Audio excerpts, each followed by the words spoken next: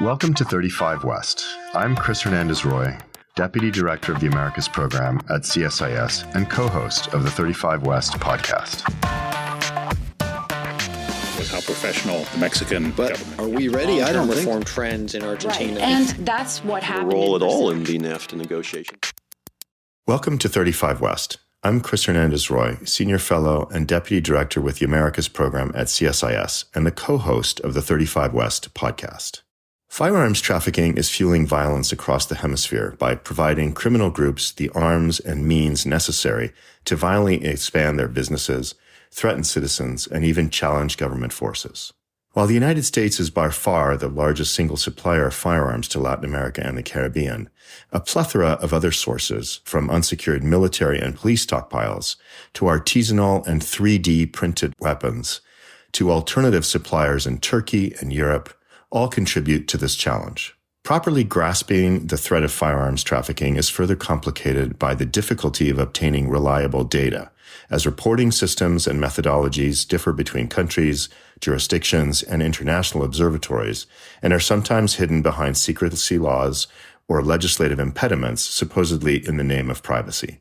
Nevertheless, as crime and insecurity continue to remain front of mind for citizens throughout Latin America and the Caribbean, a coordinated effort by the United States and its allies to understand and tackle the issue of illicit firearms trafficking is of pressing importance.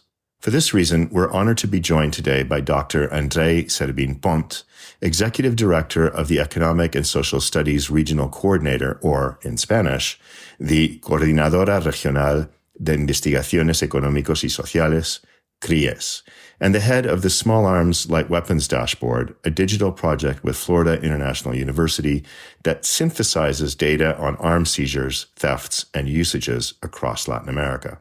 Today, we will discuss the state of firearms trafficking in the hemisphere, sub-regional differences and challenges, and dig into some of the open source methods André and his team are developing to better understand the scope and nature of this threat. Thank you for joining us today, André. Thank you for the invitation. It's a real pleasure to have you.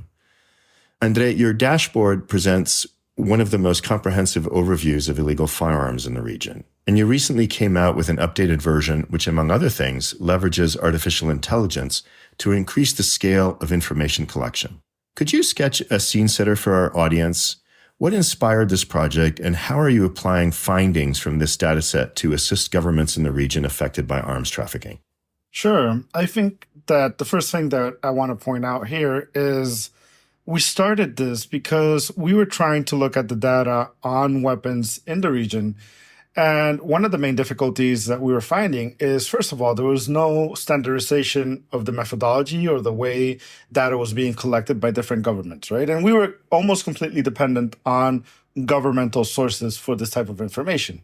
So if you wanted to do a quick comparison of data between 3 or 4 governments in a sub-region in Latin America, you'd find yourself that one government collected data in one form, the other one in a very different form. Sometimes they had their databases up to date with information from up to the last year.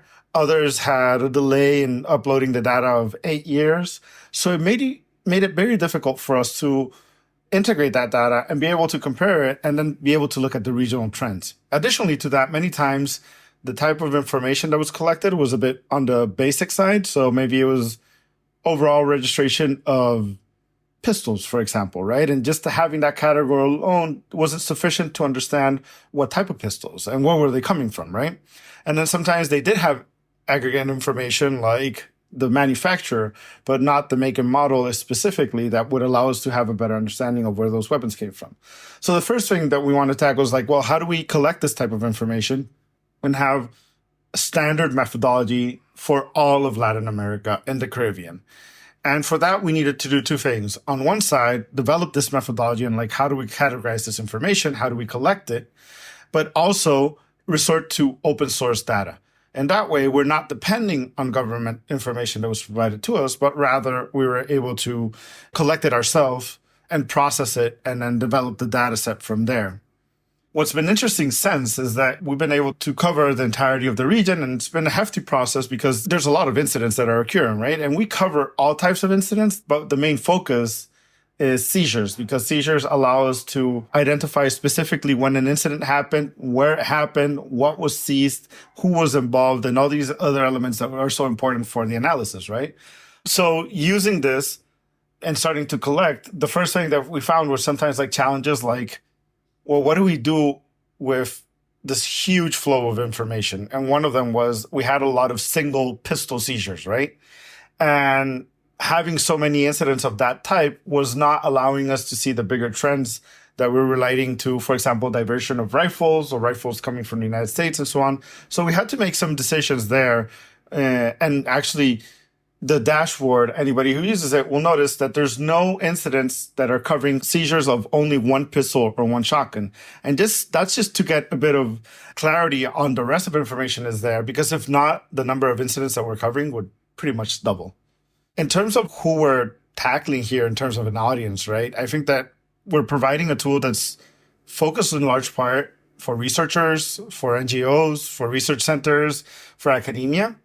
But we also have this target in mind, and we've been actively engaging with this, and it has to do with governments and specifically people in law enforcement and intelligence, and trying to provide a tool that, since it's open source and openly accessible to anyone, allows for agents from different governments to be able to interact and share intelligence and information on a subject without going through all of the red tape that many times is involved in interagency, international cooperation. Well, in an upcoming report that CSIS is about to publish, we've certainly used your data set. It's been a really great source of information. And I could see how, since it's open source, it could certainly facilitate international cooperation. Tell me a little bit about the upgrade that you did not too long ago by adding an artificial intelligence capacity to your intelligence gathering. So that's been one of the big challenges, and I think one of the ones we've gotten the most gratification out of, right?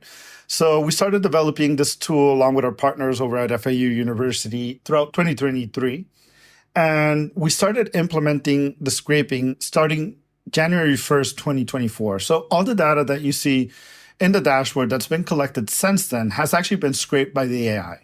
And what we've done is we've integrated AI into multiple parts of the process. The first one is helping us process.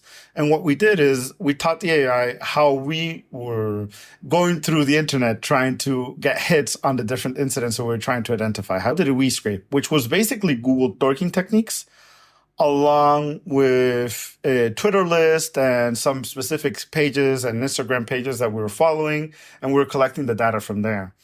So now what we have is that the AI actually picks up on all these things that we would have done normally in a manual manner, and it presents this to us in this very useful user interface where now our researchers, instead of doing that manual scraping, are actually just going through and curating the data, right? So we discard whatever is not pertinent, what doesn't meet the criteria. We can edit all the incidents to make sure that the information that's being reflected on the summaries that are made by the AI are correct. We do the weapons identification because still we haven't managed to get AI to do good weapons identification. So that's still very strongly relying on our team. And we do the validation of all the incidents, make sure we don't have duplicates, make sure they actually occurred, make sure it's not an erroneous source or something like that. That gets put into the data set, it gets reflected on the dashboard, and then the next phase of AI use is helping out with the analytics, right? It's helping us now, because before we were very dependent on the specific categories that we had created for each incident to be able to notice a trend. But now AI will read through those categories, but it will also read through all the summaries that we put into each incident, right? So each incident has a 3 to 5 sentence summary of what occurred. So now the AI is going through that and it's identifying patterns of maybe organizations that are mentioned, right? Or maybe it's getting into the specifics of certain geographical trends where we're seeing certain types of weapons show up that maybe before just using the filters wasn't enough. So I think that right now what it's mostly doing for us, which I think is key, is it's helping us better concentrate our human resources into the analytics and processing of the data in terms of making sure that it's good quality curated data and having less to focus on the more menial job of actually scraping. And then it's also augmenting our final analytical capacity by being able to process what is currently over 3,500 incidents, and it's growing really fast. Perfect. Let's segue then from how you're collecting and processing the information to what you're actually finding through your analysis. One of the key drivers of arms trafficking appears to be the restructuring of criminal dynamics throughout the region. Gangs and cartels are increasingly branching out to capture new legal and illegal industries. And with this comes a demand for more weapons to control territory and these new markets and to contest efforts by law enforcement to crack down on them. In the drug trade, at least, there seems to be a much greater outsourcing by the cartels of tasks to smaller crime groups that compete with each other to be seen as the strongest or fiercest in order to curry favor and business with the cartels. And this inevitably leads to more violence and the need for more guns. Andre, in your years of studying regional arms trafficking dynamics, how have you seen this trade evolve? Are there any notable modalities that you're tracking? So I think that the first thing I try to clarify is that there's two main types of illegal arms market in the region, right? And those are very defined by the type of organizations that are in those markets, right? So if we go to Mexico, we go to Colombia, we go to Rio de Janeiro, we go to Venezuela, these criminal insurgencies, they're actually actively disputing territorial control from state forces, right? That means that the type of firepower they're seeking is a lot bigger. They're looking for machine guns, they're looking for rifles, they're looking for explosive ordnance. If they can get their hands on mortars or anti-tank rocket launchers, they will try and do that. So their demand is more similar to that of a paramilitary organization that needs a lot of firepower to dispute that territorial control.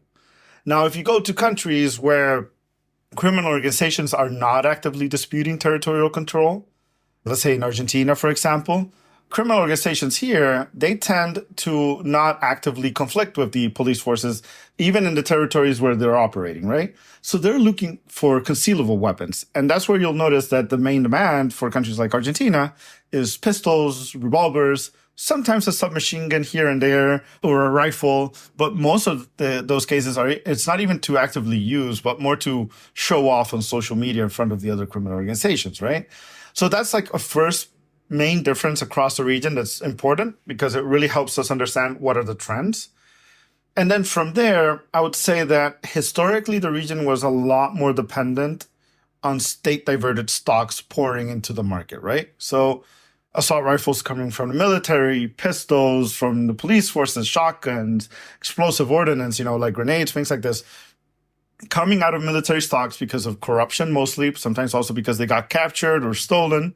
But that was a large source of these types of weapons. And Rio de Janeiro is a great example of that. For many years in Rio de Janeiro, you'd find Argentine and Paraguayan and Bolivian assault rifles or Uruguayan assault rifles or Brazilian assault rifles that were from the military that had been diverted and then pushed into that market.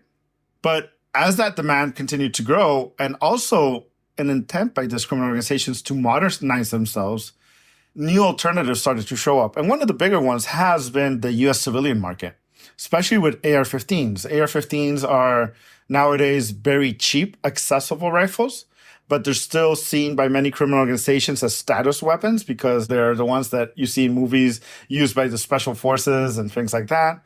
They're easier to handle. The ammunition is available. So now we see this large inflow of weapons coming from the U.S. civilian market, but there's also other actors that are getting involved in that process as well, right? Because sometimes what these criminal organizations will do is they'll procure the upper and the lower and the barrel from the United States, but then the accessories like handguards, stocks, optics, suppressors, autoseers to make the weapons automatic, things like that, they'll buy it from China or the Chinese market, right?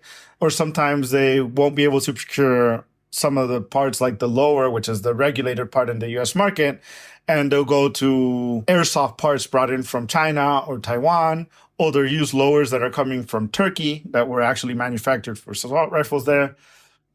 So there's been this trend towards diversifying the sources of these weapons, and increasingly state stocks are not as relevant as these alternatives have become. So parts are coming in from different countries and then being assembled into functional weapons. For our audience, can you just very quickly describe what an AR-15 is? Because I think a lot of people, when they hear the word rifle, they think, oh, traffickers are going after hunting guns, hunting rifles. But an AR-15 is really not that at all. Can you just quickly describe what that is?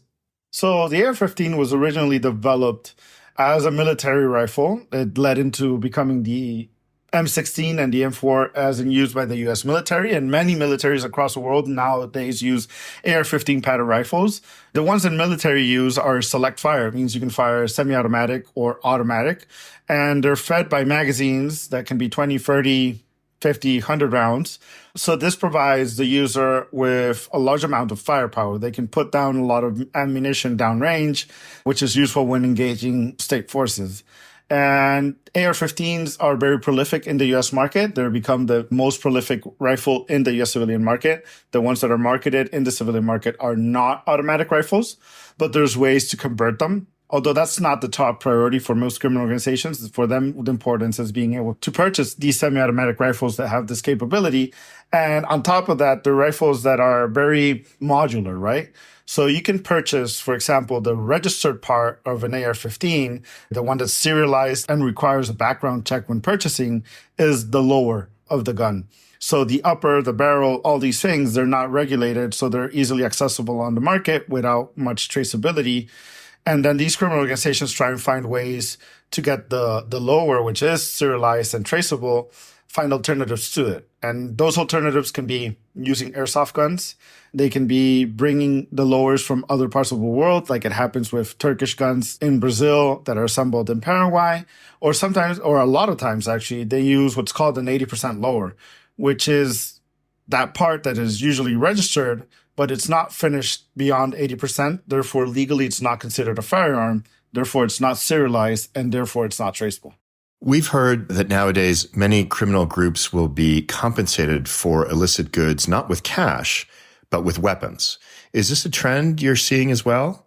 Are the same groups who are trading in illicit drugs, for instance, also participating in the arms trade?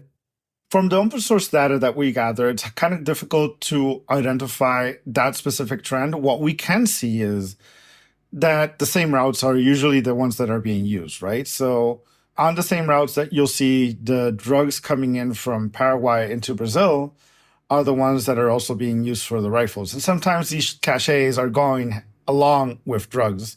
Another trend that we're seeing is that it's not only the trafficking of these weapons to their final markets to places like Rio de Janeiro, but there's a lot of times you'll find large caches with 1, 2, or 3 rifles that are seized, which are supplied as part of the security structure for protecting that lot of drugs, right?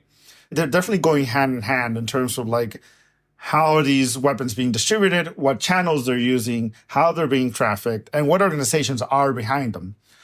And there is very clear instances of cooperation. I think that they've gotten their supply chain pretty well established, especially when you're looking at places like Paraguay. Paraguay has become this major hub for illicit activities overall, but in particular, you see that a lot with guns. They are assembling the AR-15s there. They're large importers of legal pistols that then get diverted into the illegal market. They're a huge hub for ammunition, but they're also well known and have been well known for many decades as a hub for the trafficking of drugs across the Southern Cone, right? They're a main route for the drugs that are coming from Colombia and Peru and Bolivia to get to the ports in Brazil and Argentina.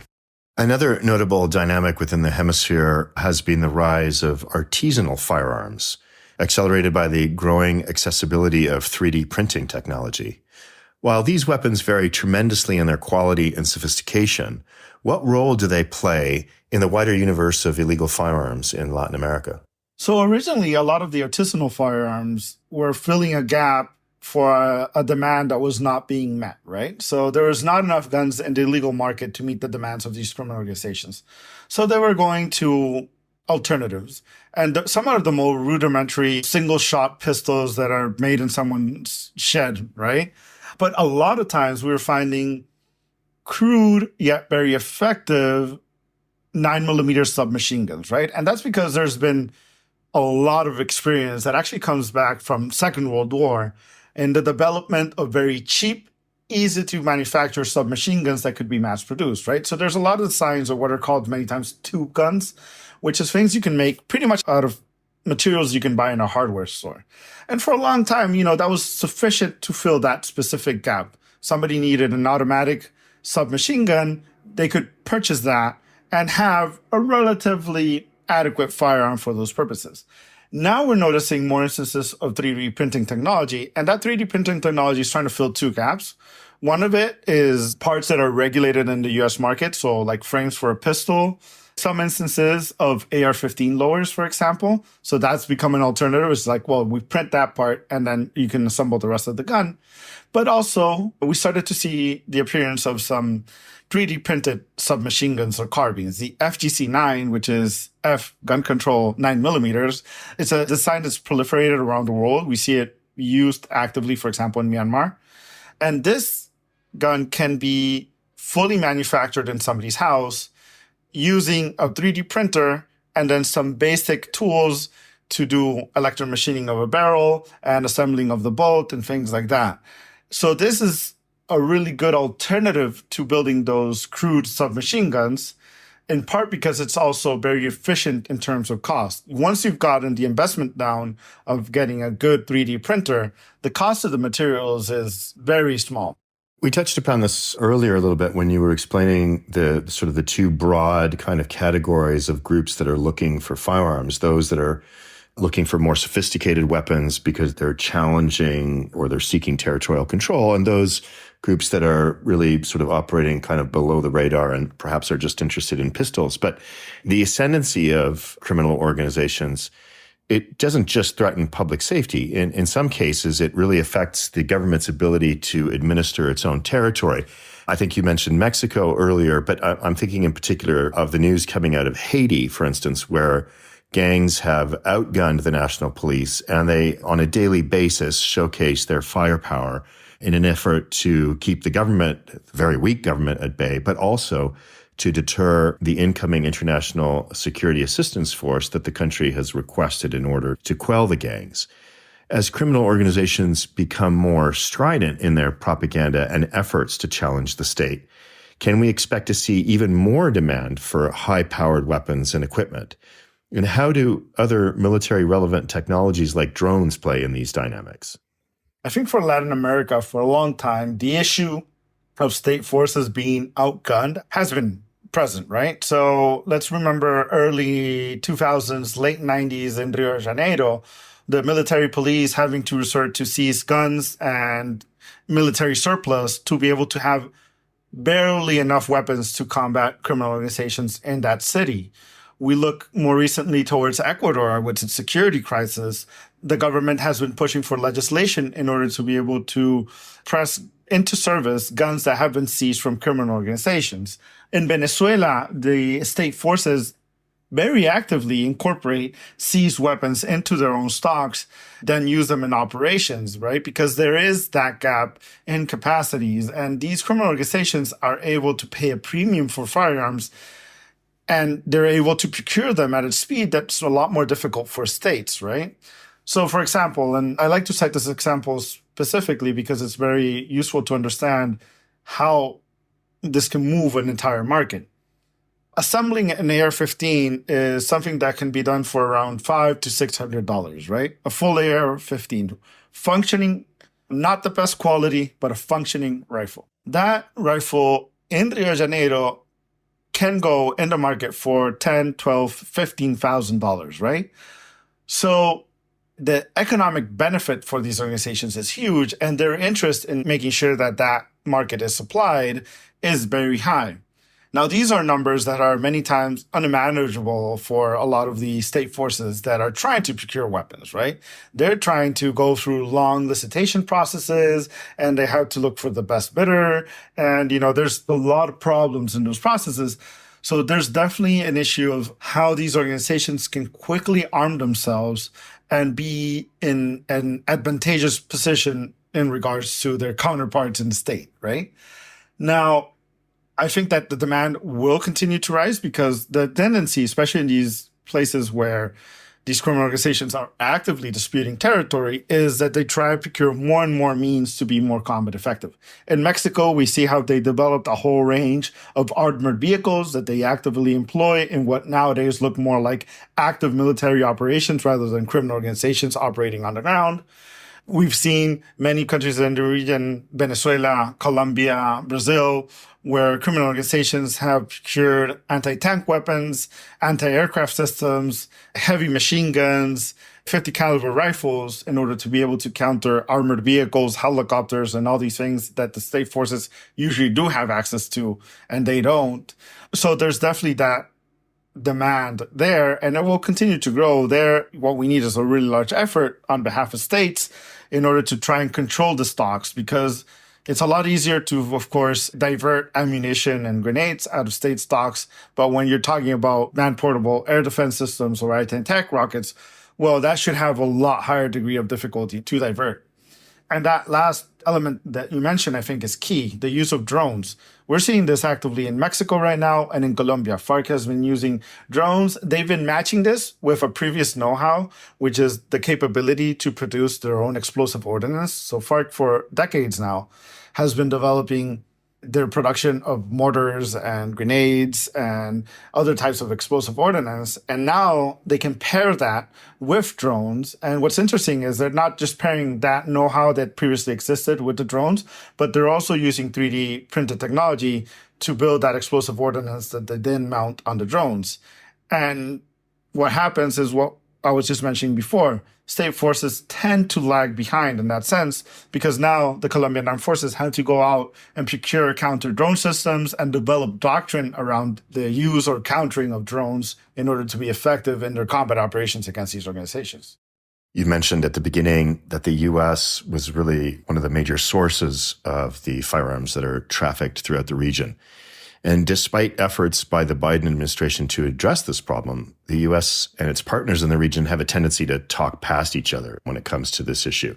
From Washington's side, countries have a responsibility to crack down on organized crime, while the region points the finger at the United States and says, you have a gun problem and you have the source of the weapons that fuel the crime in our countries that then allows those organizations to traffic drugs to your country.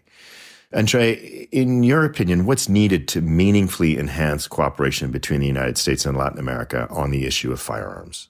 If we're going to tackle the debate from that two sides, I think that both sides are both wrong and they're both at the same time right. There is an issue from the supply side and there is an issue from the demand side, right?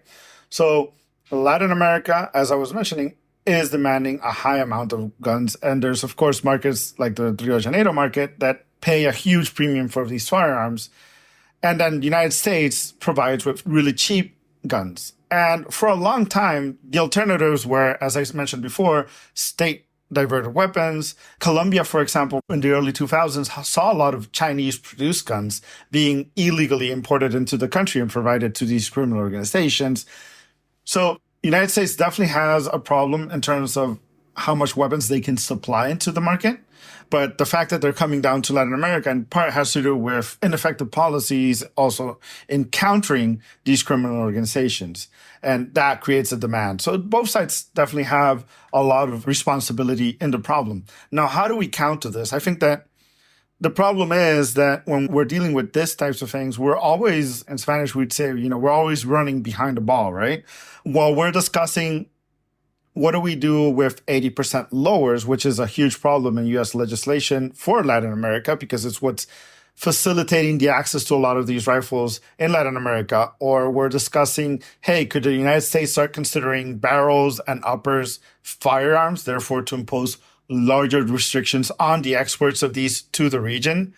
These criminal organizations are already looking at alternatives in case those supply lines get shut off. And it could be the Turkish lowers. It could be going back to China. It could be 3D printing the guns. We've seen criminal organizations in Brazil, north of Brazil. We've seen this in Argentina as well, that they're already setting up CNC machines to fully manufacture these lowers in country. Therefore, any type of restriction on 80% lowers in the United States would not have a full impact on the assembly capabilities of organizations because they're already looking for ways to locally manufacture, right? The same goes for trying to impose larger restrictions on export and imports of pistols, because then again, now these organizations have access to 3D printers. They can print the frames of the pistols, right? So the challenge for both the United States and Latin American countries, it's not so much an issue of how do you counter the actual flow. I think these criminal organizations are very savvy and will continue to be very innovative in how they counter any countermeasures from governments. It's an issue of how do we tackle the criminal organization problems that we have in Latin America, right?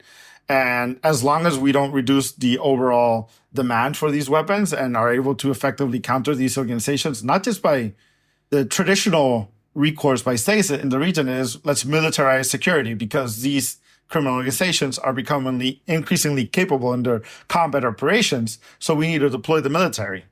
But many times the solution is not so much in how much firepower you employ, but how many resources are you actually channeling into counter-corruption and effective intelligence and efficient and rapid judicial efforts, right? And I think that, to me, that's the key, and it's a bit more of a long-term goal. And in the meantime, these discussions regarding like how do we control import or export, well, I think that even before the United States was a relevant provider of weapons to criminal organizations in Latin America, the problem with huge demand for these weapons already existed, right? And it wasn't effectively countered. And back then, the sources were different, and it still wasn't being able to counter. And these criminal organizations will continue to innovate, and they'll find new ways to work around any types of restrictions that are imposed.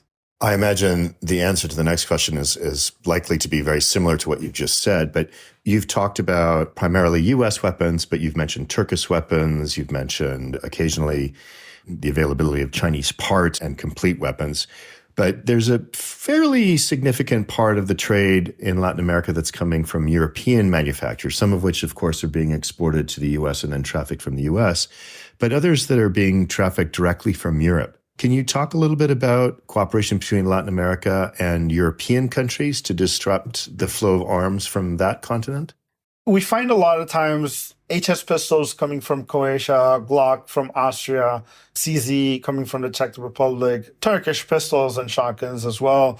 Hey, you go to Rio de Janeiro, you'll find a lot of Bersa pistols that are made in Argentina. And Brazilian market is saturated of Taurus pistols that are not necessarily diverted inside Brazil. Many times they are exported to Paraguay and then diverted into the illegal Brazilian market. There we go back a bit to the issue of Paraguay. Paraguay is a huge importer of illegal pistols from all of these manufacturers I just mentioned, along with U.S. manufacturers, in quantities that vastly surpass the demand of their local legal market for firearms, right? And then we start seeing these guns showing up in Brazil, right? So I think some countries and some manufacturers have taken the decision of seizing exports of pistols and other types of weapons to specific countries or entire regions. In the past, Germany has been very focused on that and has limited their export of pistols to Latin America in general.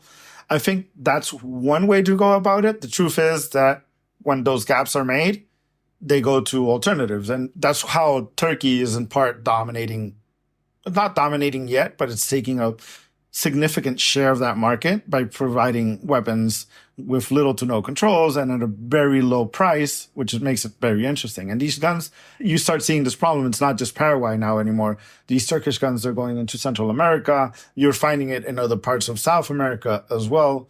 So there's definitely still an issue regarding weapons that are somehow legally imported into a region and then get diverted. And there's another example. It also involves the U.S. here, but if you start looking at the crisis in Ecuador, you start finding that there's a lot of guns that are coming from Peru. And actually the problem is bigger because there's a lot of grenades and ammunition that are coming from the Peruvian military. And this has caused a lot of bilateral tensions between the two countries because Ecuador is asking Peru to keep tabs on the military control of stocks. But at the same time, there's gun shops in Lima that are legally buying AR-15 rifles in the United States. Those rifles are legally exported from the United States because they have a legal end user in Peru. But what's interesting is that under Peruvian legislation, it's very difficult, if not impossible, to legally own an AR-15. So who are these gun shops in Peru buying these AR-15s for? And then we start seeing that they show up in Ecuador. One of the big examples that we first saw was Brigade Arms, which is a company that's working out of Florida. And they've legally exported these guns to Peru, to a gun store in Peru, and they show up in Ecuador. Armac is another gun store in Lima, and AR-15s with the Armac brand on them keep on showing up in Ecuador, right? So there's still gaps that could be controlled. And there we have to wonder whether it's just lack of state capacities to be effective in that control or lack of interest, right? Because when it becomes so obvious and so clear that these weapons are having illegal entry into the region and then are illegally diverted, then we have to wonder what's really behind it. And I'll note that the Department of Commerce has prohibited the export of legally exportable rifles to certain parts of Latin America, although I believe that's on a temporary basis. Andre, this has been fascinating. I wonder if there's anything you'd like to add, maybe something that I didn't ask you about that you wanted to highlight? So maybe one comment, and it kind of goes to the beginning of the conversation, because although I am very engaged with this conversation, small arms and light weapons, I also think that, and I'm grateful that we were able to cover the AI and the technology part of it, right? And one thing that I want to highlight is how important it's become for this type of work to be able to have this type of access that we're having to artificial intelligence now. A lot of the open source work that had been done previously to the proliferation of AI solutions was very labor intensive, right? And it required a lot of human resources, a lot of time. And that made it very inaccessible to a lot of organizations, a lot of researchers, right? And I always remember, Elliot Higgins' book called We Are Bellingcat, Intelligence Agency for the People. And I think that was the proposal there was very clear. I think that AI is what's really making it possible now, because now it's not just about conducting individual research on specific incidents or people or organizations. AI is providing this processing power to NGOs, to think tanks, to researchers, to advocates that before wasn't available now, right? And in our case, and in case of the dashboard, we're having now the possibility to scrape a lot more, to process a lot more, to have a lot more analytics behind the dashboard, in part because AI has become an accessible tool. So I think that a large focus for us that are working in these spaces is how do we continue to exploit these tools in order to continue to improve the quality of your research, but also ensure that some of the projects that in the past we saw as not viable because of the structure they required, well, now it has become a lot more accessible. Andre, this has been a fascinating conversation. I wanted to thank you for joining us today on the 35 West podcast. We certainly appreciate you taking the time to speak with us. Thank you for the invitation. It's been great to be able to talk about these issues. And that's it for this week's edition of 35 West. We hope you enjoyed listening and that you'll stay tuned for future episodes.